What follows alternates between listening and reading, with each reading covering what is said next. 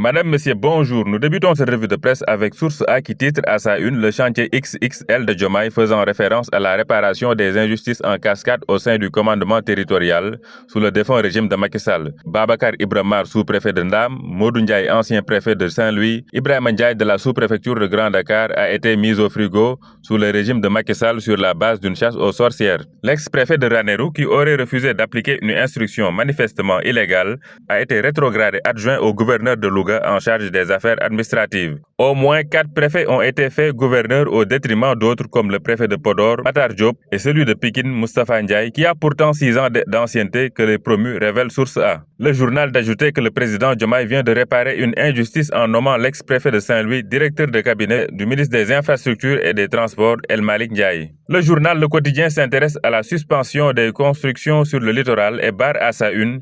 Atepa lâche une grosse pierre. Tout est stoppé par le président Faye, dit-il. Le journal l'ajoutait, l'État face à des risques de contention judiciaire. Pour Atepa, il est clair que les aménagements à l'image des chaînes d'hôtels et des infrastructures médicales et commerciales existants seront préservés. Ce qui va, dit-il, exacerber la colère des investisseurs. Vox Populi parle de sale temps pour certains occupants du domaine public maritime et met en exergue les révélations d'Atepa. Selon l'architecte, le roi du Maroc a fait détruire 400 immeubles sur le littoral. En Côte d'Ivoire, Alassane Ouattara a dégagé tout ce qu'il devait dégager, dit-il. Le quotidien revient également sur le marchandage du domaine public maritime et révèle comment le mètre carré est passé de 2450 francs à 1 500 000 francs CFA. Restons avec le quotidien qui revient sur le séminaire gouvernemental présidé par Diomaye Faye. Diomaye dicte ses attentes et recommandations à son gouvernement, titre le journal. Honneur, disponibilité, humilité et compétence, les fondamentaux de l'exercice ministériel selon le chef de l'État. Diomaye face à un casse-tête, titre l'enquête, qui fait référence à la cherté de la vie et la baisse du loyer. Le journal de rappeler que tous les gouvernements n'ont pu venir à bout de la cherté de la vie. Pour Aladien de l'UNACOIS Yessal, les subventions ne peuvent pas être une solution pérenne. Barthélémy Diaz veut rencontrer Diomaye pour les projets de la ville de Dakar selon les Échos. Selon le journal, l'élite de la ville de Dakar va lui envoyer une demande d'audience comme il l'avait fait avec Macky Sall. L'Observateur, lui, s'intéresse à la courte vie des slogans de début de règne.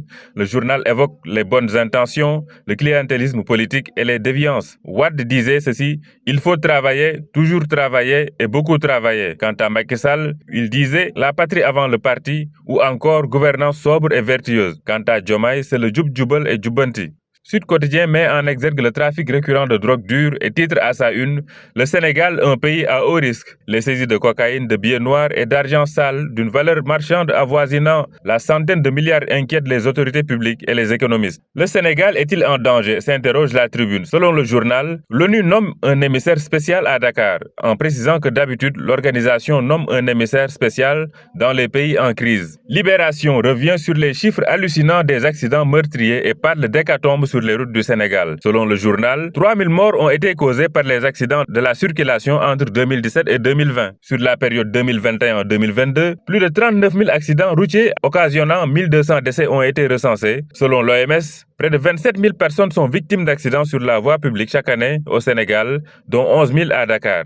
En sport, Record revient sur la victoire de l'OM contre le RC Lens 2-1. Les Lions du Sénégal se sont bien illustrés avec Iliman Ndiaye, passeur, et Pape Gueye, buteur. Le journal s'intéresse également à la performance XXL de Gana Gueye, qui buteur ce week-end en Angleterre avec Everton. En ce qui concerne le championnat local, Teungueth FC creuse l'écart en tête et Jaraaf double Guédiawaye FC. C'est tout pour cette revue de presse. Merci de l'avoir suivi.